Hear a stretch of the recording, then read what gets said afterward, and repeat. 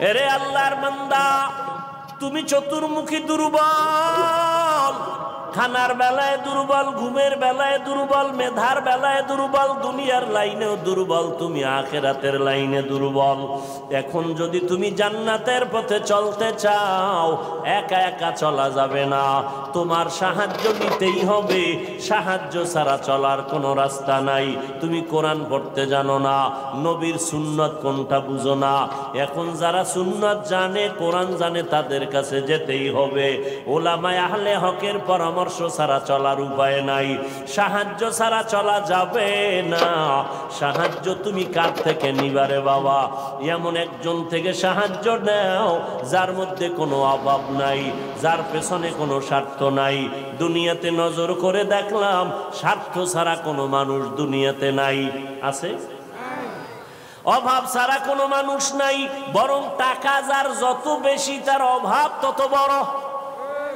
যারা যত বড় লোক, তারা অভাব তত বড়।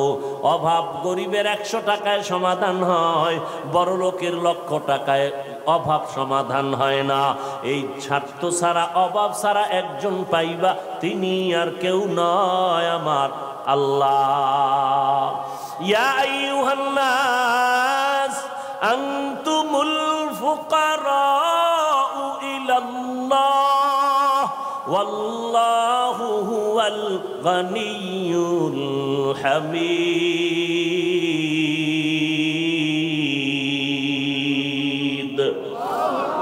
गर तवक्कुल मी कुनी हर सुबह शाम, मेरा सनद रिज़्क़ तू अज़ला मकाम।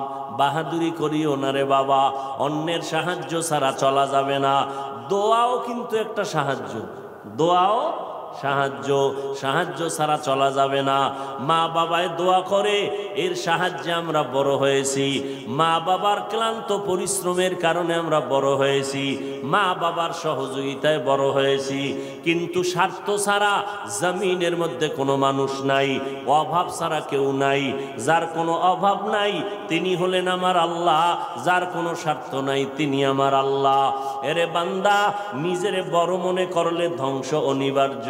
আল্লাহর এক বান্দা বড় আবেদ, আমার নবী সাহাবায়ে কেরামদের ঘটনা শুনাইতেছেন।